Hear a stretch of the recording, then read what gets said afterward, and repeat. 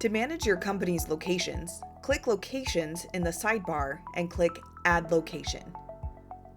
Fill out location details and save.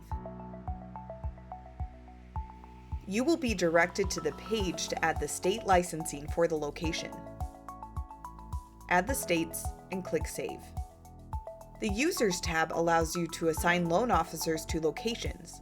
You can do this here or in the user profile.